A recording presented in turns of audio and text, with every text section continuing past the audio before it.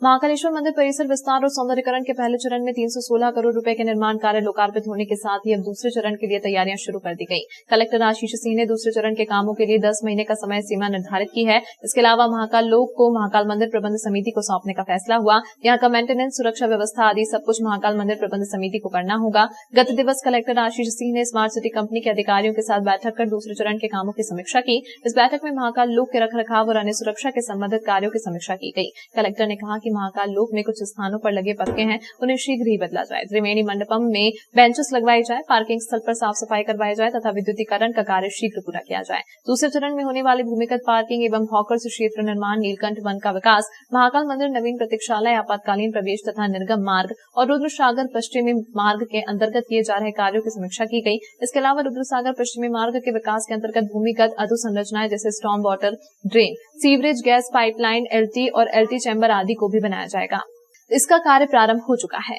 दूसरे फेज का जो कार्य है, समीक्षा बैठक ली गई। अगले 10 महीने में समस्त कार्य जो है उनको हम लोग पूरा करेंगे। लगभग 310 करोड़ के कार्य हैं जो भी चल रहे हैं। इसके अलावा एक्विजिशन के भी काम हैं जो भी होने हैं।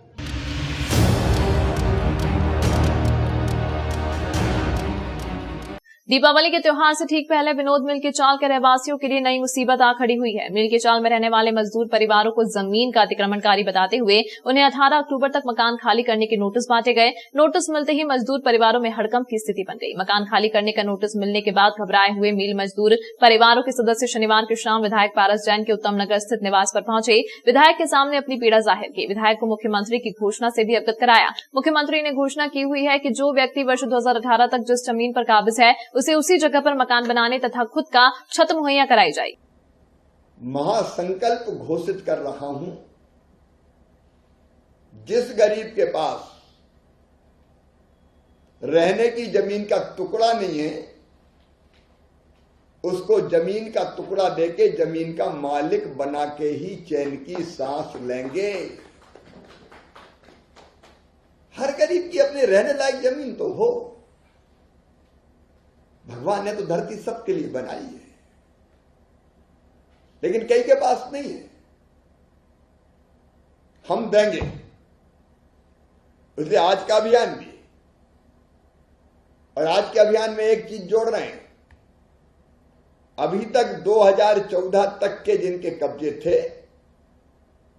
वो इस योजना के पात्र थे। अब 2018 तक के भी जिनके कब्जे हैं उनको भी इस योजना का लाभ देके जमीन का मालिक बनाएंगे। विनोद मिल के चाल में तो लगभग 70 वर्षों से मजदूरों के परिवार गुजर बसर कर रहे हैं। मिल बंद होने के बाद उनके सामने रोजी रोटी का संकट आ खड़ा हुआ था। इससे उबरे, लेकिन पिछले 30 वर्षों तक उनकी शासन प्रशासन स्तर पर अवहेलना होती रही। प्रशासन अब उनके घर भी खाली कराकर जमीन बेचने की तैयारी कर रहा है। क्षेत्रीय रहवासी व एडवोकेट NL नागर, राकेश राव, राकेश यादव आदि ने बताया कि पूर्व में भी प्रशासन यहाँ के मकान खाली कराने की तैयारी कर रहा था, लेकिन प्रधानमंत्री से लेकर मुख्यमंत्री, प्रदेश के मंत्री, विधायक, सांसद तथा भाजपा सहित कांग्रेस के नेताओं को रजिस्टर्ड पत्र के माध्यम से विनोद मिल की चाल में रह रहे मजदूर परिवारों को विस्थापित न करने तथा वह जहां रह रहे हैं उस जमीन पर ही मालिकाना पट्टे दिए जाने की मांग की गई थी। प्रधानमंत्री मोदी के उज्जैन आगमन को देखते हुए प्रशासन ने यह कार्रवाई थोड़ी समय के लिए टाल दी थी। जैसे ही 11 अक्टूबर को कार्यक्रम संपन्न हुआ, 14 अक्टूबर को तहसीलदार के हस्ताक्षर से विनोद मिल के चाल के रहवासियों को अतिक्रमणकारी बताते हुए उन्हें मकान खाली करने के नोटिस जारी कर दिए गए। उन्हें 18 अक्टूबर तक मकान खाली करने को कहा गया। आक्रोशित क्षेत्रवासियों का कहना है कि प्रशासन के पूर्व में भी अवगत कराया जा चुका है कि 70 वर्षों से वे यहाँ मील के क्वार्टर में रह रहे थे तथा जिस क्वार्टर में वो रह रहे हैं उस पर वर्ग क्षेत्र का पट्टा प्रदान किया जाए। करते हुए आ रहे हैं, ये शासन प्रशासन को सारी बात मालूम है। प्रशासन इस बात को भी जानता है कि वर्षों पहले से हम लोग यहाँ पर निवास कर रहे हैं। उसके पश्चात भी अभी कल की तारीख में यहाँ पर 15 लोगों को नोटिस दिया गया है और उसमें डेडलाइन 18 तारीख दी गई है कि आप 18 तारीख आप अतिक्रामक हो और आपको ये मकान खाली करके उसका रिक्त आधिपत्य शासन को सौंपे। और कभी अगर 18 तारीख तक अगर आपने इसका रिक्त आधिपत्य शासन को नहीं सौंपा तो आपको बलपूर्वक यहाँ से हटा दिया जाएगा और यहाँ के मकान तोड़े जाएंगे, उसका पूरा खर्चा भी आपसे वसूल किया जाएगा। ऐसा नोटिस 15 लोगों को सर्व किया है। हमारी मांग ये है कि 70-80 साल से हम लोग यहाँ पे रह रहे हैं। शासन की ज़मीन है, ये शासन की ज़मीन के ऊपर हम लोग मकान बना के रह रहे हैं। और मध्य प्रदेश शासन का ये परिपत्र पूरे मध्य प्रदेश के सारे कलेक्टर्स को जारी किया गया है कि जो भी आदमी मकान बनाकर शासकीय भूमि पे रह रहा है उसको वहाँ का धारणाधिकार दिया जाएगा। और साथ में ये भी है कि उनसे 5% की जो राशि है वर्तमान बाजार मूल्य की वो जमा करवा के और 30 साल का उनका पट्टा दिया जाएगा। तो हमारी शासन से यही मांग है कि मध्य प्रदेश मंत्रिमंडल का जो निर्णय है उसको आप फॉलो करें और सब लोगों की ज़मीन की नफ्ती करके, जिससे उनके मकान बने हुए उनको नफ्ती करके बताएं कि आपको इतने पैसे देना है, आपको इतने पैसे देना है। सब लोग पैसे देने के तैयार है, सरकार के खजाना में पूरे पैसे देने के तैयार है, तो हमको इसका धारणाधिकार दिया जाना चाहिए। नहीं, विनोद मिल की चाल के लोगों को नोटिस दिया है। मेरी निगाह में विनोद मिल के सब लोग आए थे, मेरे से मिले हैं, लेकिन मैं आपके माध्यम से कहना चाहता हूँ कि जो जहाँ जमा हुआ है, हमारे मुख्यमंत्री जी ने कहा है कि 2014-2018 कि जब भी जो लोग जहाँ हैं यदि वो वहाँ काबिज है तो उनको पट्टा दिया जाएगा और उनको लेने के लिए अधिकार दिया जाएगा, मालिकाना हक बनाया जाएगा। ये बात उन्होंने बार बार घोषणा में की है, लेकिन अभी कोई हाई कोर्ट का डिसीजन के कारण कलेक्टर ने नोटिस दिए हैं। मैंने कलेक्टर से भी अभी बातचीत की है कि वो हाई कोर्ट का नोटिस है कोई भी हो, लेकिन जब मुख्यमंत्री कोई बात कह रहा है तो उसके बात पे अमल करना चाहिए। अभी मैंने सीएम साहब से बात करने की कोशिश की थी, लेकिन बात हुई नहीं है। लेकिन मेरा व्यक्तिगत मत भी है कि 2014 या 18 के जो लोग उसके पहले के 50-75 साल से निवासी हैं, इनको कोई न कोई वैकल्पिक व्यवस्था सरकार दे। जब तक इनको वैकल्पिक व्यवस्था नहीं मिले, जब तक इनको कोई परेशान करने की आवश्यकता नहीं है। ये मेरा खुद व्यक्तिगत मत भी है। मुझे उम्मीद है कि हमारे प्रदेश के यशस्वी मुख्यमंत्री निर्मल मन के हैं, स्वच्छ मन के हैं, वो जरूर इनके बाद में सोचकर कोई ना कोई निर्णय करेंगे।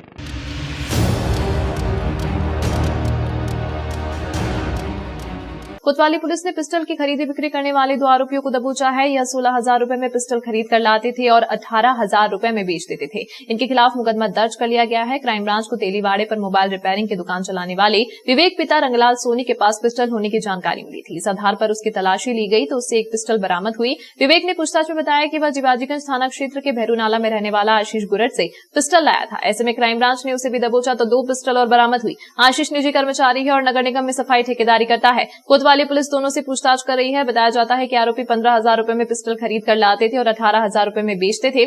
फिलहाल पुलिस ये पता लगा रही है कि यह पिस्टल कहां से ला रहे थे।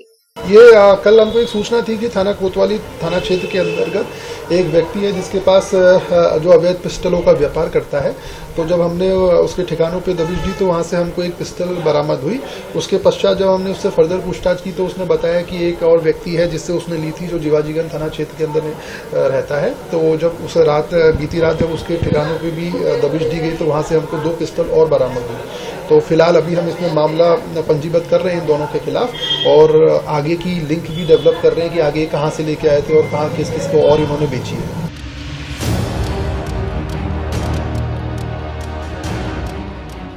11 अक्टूबर को देश के प्रधानमंत्री नरेंद्र मोदी द्वारा महाकाल लोक के लोकार्पण कार्यक्रम में उज्जैन प्रवास को लेकर शहर भर में साफ सफाई और विशेष साज सज्जा की गई थी। इसी के तहत इंदौर उज्जैन रोड पर भी कई तरह के निर्माण कार्य कर रोड के बीच डिवाइडर में बने ग्रीन बेल्ट को भी सुसज्जित करने के लिए पानी की तरह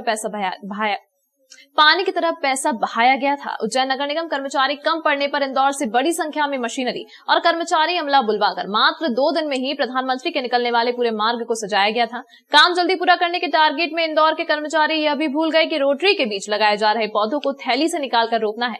नगर निगम उज्जैन के टैंकर प्रतिदिन इन पौधों में पानी दे रहे हैं, लेकिन फिर भी पौधे खिल नहीं रहे। शहर के कुछ जागरूक नागरिकों ने MIC सदस्य रजत मेहता को इसकी जानकारी दी। शनिवार दोपहर जब रजत मेहता मौके पर पहुंचे तो देखा कि पौधों में पानी तो है लेकिन वह सूख रहे हैं। उन्होंने तुरंत मौके पर नगर निगम के उद्यान प्रभारी विधु रानी कौरव को बुलाया और यथास्थिति से अवगत कराया। साथ ही मौके पर ही पौधों का पंचनामा बनाकर भी उद्यान प्रभारी को सौंपा। गौरतलब है कि यह पौधे विद्या प्रजापति के बताए गए हैं। जानकारी के अनुसार महामृत्युंजय द्वार से लेकर शांति पैलेस चौराहा तक सैकड़ों पौधे इसी तरह रोपे गए।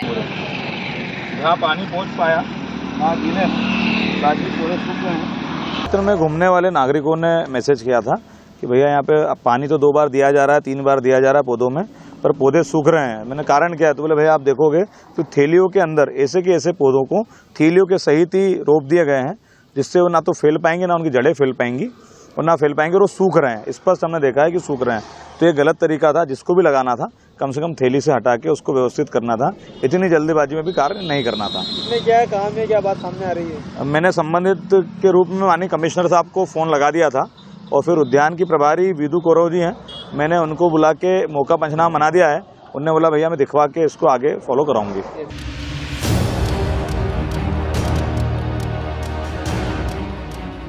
शिवाजीगंज थाना क्षेत्र के नयापुरा में रहने वाले आमिर पर 2 बदमाशों ने बीती रात हमला कर दिया, जिसमें आमिर खान घायल हो गया। घायल का जिला अस्पताल में उपचार जारी है। घायल आमिर खान ने जानकारी देते हुए बताया कि उसके चाचा के किराने की दुकान पर 2 बदमाश सामान लेने पहुंचे और रुपए नहीं देने की बात करने लगे। उनसे रुपए मांगे तो उन्होंने मारपीट शुरू कर दी, जिसमें आमिर खान पिता सलीम गंभीर रूप से घायल हुआ, जिसका जिला अस्पताल में उपचार जारी है। हालांकि शिवाजीगंज थाना पुलिस ने मामले में प्रकरण दर्ज कर जाँच शुरू कर दी है। तौफीक है और एक अमन है, उसने मुझ पर हमला करा और मैं घर से जा रहा था काम से। इस विषय में उसने मेरे ऊपर जानलेवा हमला करा और मुझे मारा और मुझे काफी गंभीर चोट आई। तो हमारे चाचा की दुकान है, उस पर आके वो मेरा उधार मांगते हैं भाई। इस विषय में हुआ, बदमाश है वो और उसके 2-3 झगड़े हो चुके हैं। अमन की रिपोर्ट है FIR ऑलरेडी।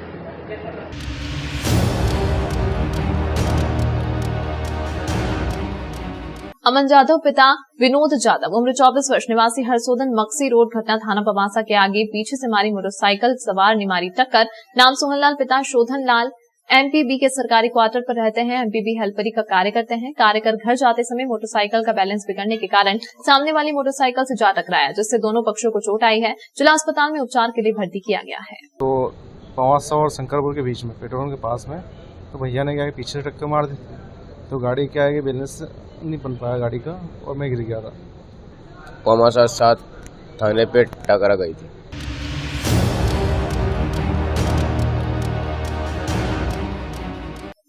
फ्रीगंज व्यापारी महासंघ महापौर से मिला और दीपावली को देखते हुए बाजारों की व्यवस्था दुरुस्त करने को कहा। व्यापारियों ने कहा कि सड़क पर बैठने वाले फुटकर दुकानदार को व्यवस्थित बिठाएं, जिससे हमारा व्यापार भी अच्छा हो सके। फ्रीगंज व्यापारी एसोसिएशन क्षेत्रीय पार्षद प्रतिनिधि राजा कालरा की मौजूदगी में महापौर मुकेश टटवाल से मुलाकात कर फ्रीगंज में लगने वाली अस्थायी दुकानों तथा ठेलों पर व्यापार करने वालों के संबंध में तथा फ्रीगंज में फैल रहा अवैध अतिक्रमण के विषय में चर्चा की गई और यातायात को लेकर भी व्यवस्था बनाने को कहा गया। पूरे फ्रीगंज को दीपावली के समय नो व्हीकल जोन करवाया जाए, इसके विषय में चर्चा की गई। इस मौके पर फ्रीगंज व्यापारी महासंघ के सचिव राजकुमार परसवानी, अनिल राठौर, राकेश भार्गव, अजय भालिया आदि मौजूद थे। फ्रीगंज व्यापारी महासंघ की तरफ से हमारे पार्षद 44 नंबर वार्ड के राजा कालरा के साथ आए थे। महापौर मुकेश जी टटवाल से मुलाकात हुई हमारी। भाई फ्रीगंज व्यापारी महासंघ की जो कुछ समस्या है, रहवासियों की भी समस्या है, जैसे आने जाने में तकलीफ होती है, अस्थायी रूप से दुकानें लगती है, इनको व्यवस्थित तरीके से लगाएं, जिससे व्यापार भी सुगम तरीके से कर सकें हम और किसी को तकलीफ नहीं हो। पार्किंग वगैरह की व्यवस्था भी थोड़ी व्यवस्थित रहे,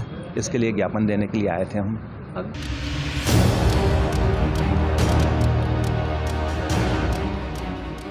आगरमालवा सुसनेर विकासखंड के ग्राम मैना में शनिवार की रात को समय हंगामा मच गया, जब एक मकान के बाड़े में बच्चों को खेलते समय मटके से 282 पुरातात्विक चांदी के सिक्के मिले। सूचना मिलने के बाद ग्रामीण जन सिक्के लिए थाने लेकर पहुंचे। यह सिक्के ब्रिटिश काल यानी आजादी से पूर्व सन 1903 के हैं। जानकारी के अनुसार ग्राम सेना में करण सिंह पंडा जी के मकान के पास शनिवार को कुछ बच्चे खेल रहे थे। बच्चों को सिक्के की जानकारी लगी। सूचना पर ग्रामीण मौके पर पहुंचे और सिक्कों को लेकर थाने पहुंचे। तहसीलदार विजय सैनानी, नायब तहसीलदार देवेंद्र धानगढ़ की मौजूदगी में सिक्कों की गिनती कर पंचनामा तैयार किया। तहसीलदार की मौजूदगी में सिक्कों की गिनती की। कुल 282 सिक्के निकले। एक सिक्का 12 ग्राम का है। इस प्रकार कुल मिलाकर 2,25,000 के लगभग कीमत बताई जा रही है। यह सिक्के वर्ष 1862 से 1917 वर्ष तक के हैं। सुसनेर के नदीवाला ज्वेलर्स फर्म पर इन सिक्कों की जांच कर तुलाई कराई गई। उसके बाद सभी सिक्कों को सरकारी खजाने में जमा कर दिया गया।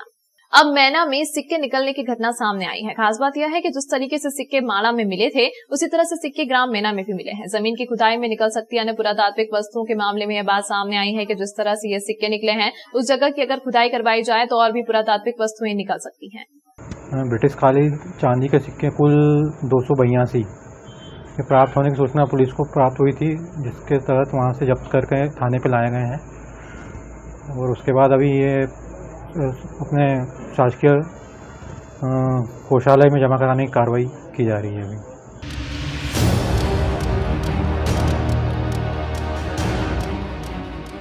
इस बार दिवाली का पर्व 24 अक्टूबर को मनाया जाएगा। इस बार पर्व पर घर की पुताई करना महंगा होगा।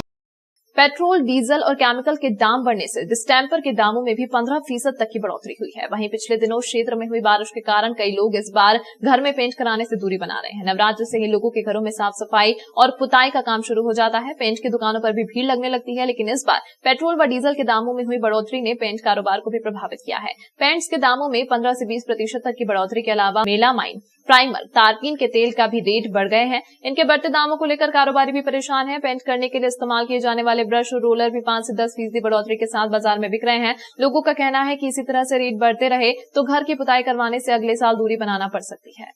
ऑयल पेंट पे, डिस्टम्बर पे, सभी पे रेट बढ़े हैं। और आपके वहाँ व्यापार धंधा? व्यापार बिल्कुल बंदा, बिल्कुल व्यापार मतलब आपका मंदा है, पानी की वजह से व्यापार मंदा आपकी है। पेंट में ग्राहक खरीदने आते कि नहीं आते? बहुत कम ग्राहक आ रहे हैं इस टाइम पे, बिल्कुल फुर्सत नहीं मिलती है हमको। बिल्कुल ये धंधा बिल्कुल मंदा चल रहा है अभी। खास तो महंगाई भी बढ़ गई है, वो लोग सब मजदूर इसमें लग रहे हैं, सोयाबीन में पानी की वजह से लेट हो गए हैं। हाँ अभी तो मंदा है, देखो अब 8 दिन में बचे हैं, कैसा क्या वो चलता आगे वो धंधा। और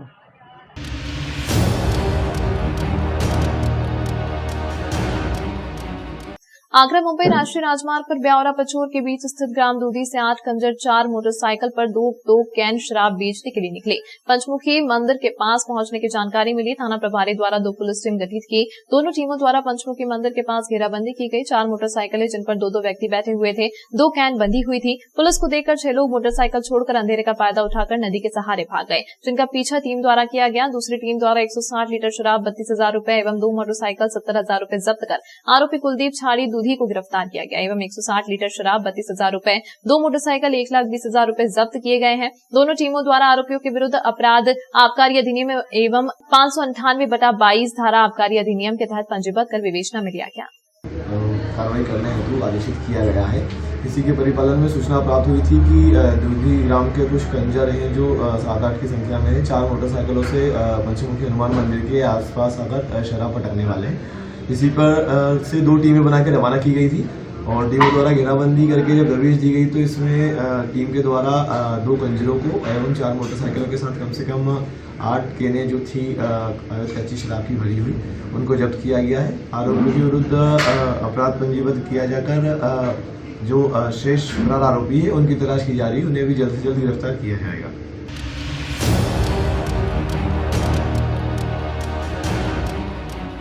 राजगढ़ जिले के ब्यावरा शहर में नेताजी सुभाष चंद्र बोस शासकीय स्नातकोत्तर महाविद्यालय में 2 दिवसीय जिला स्तरीय शालेय कबड्डी प्रतियोगिता का आयोजन किया जा रहा है। कार्यक्रम संयोजक देवेंद्र सक्सेना और राम भील ने बताया कि जिले के सभी ब्लॉक की टीम शामिल हो रही है। प्रतियोगिता 3 वर्ग सीनियर, जूनियर और मिनी बालक बालिका की होगी। बाल बालिकाओं की प्रतियोगिता आयोजित की जाएगी। आज बालिकाओं की जिला स्तरीय शालेय कबड्डी प्रतियोगिता आयोजित की जा रही है। जिले में खिलाड़ियों की प्रतिभा निखर रही है और जिले का नाम रोशन कर रहे हैं। वरिष्ठ खेल प्रशिक्षक श्री इंदर नारायण जी सर, जनाब तेजा खान जी, किसी भी परिचय का शकील भाई, फुर्तीले फुटबॉल के खिलाड़ी, राजगढ़ वर्सेस नरसिंहगढ़ के बीच यानी छठा और यहाँ पर नरसिंहगढ़ की जो भी ये खड़े, किसी का मोबाइल है क्या? किसी का भी जो भी ये खड़े कैंपस के अंदर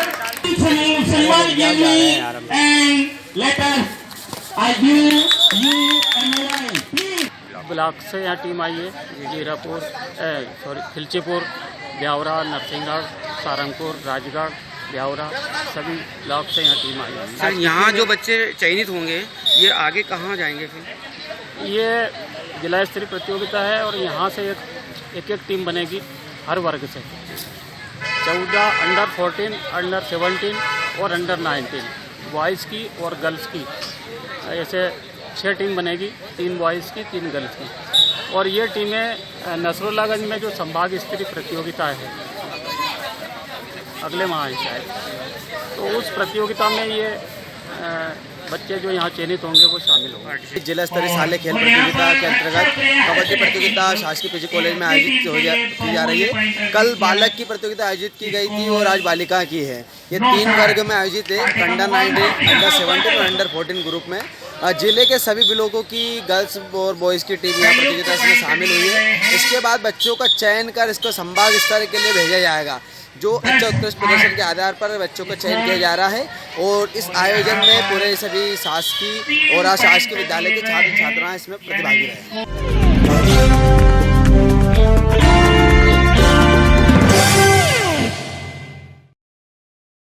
ही खराब हालत में मरणासन स्थिति में माँ पड़ी थी। ऐसी माँ की सेवा करके भगवान महावीर की उस वाणी को सार्थकता सेवाधाम दे रहा है।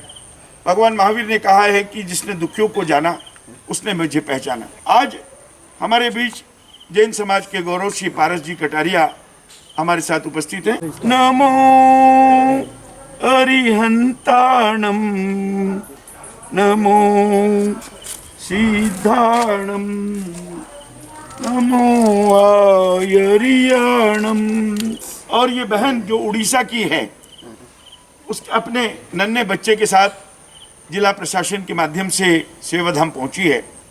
ये बाबा भी यहाँ आए हैं। आज हमने 4 लोगों को पर्युषण पर्व के चतुर्थ दिवस स्वीकार करके सेवा का एक छोटा सा कार्य परमात्मा के द्वारा जो दिया गया है उसे परिपूर्ण कर रहे हैं। आप सब लोगों से विनती है कि आप सेवाधाम के उत्थान में, विकास में, विस्तार में हर प्रकार से आप जुड़े, यहाँ आए, यहाँ के कार्यों को देखें और इसको आगे बढ़ाने में यथाशक्ति सहयोगी बने। जय जिनेंद्र। हम सेवाधाम।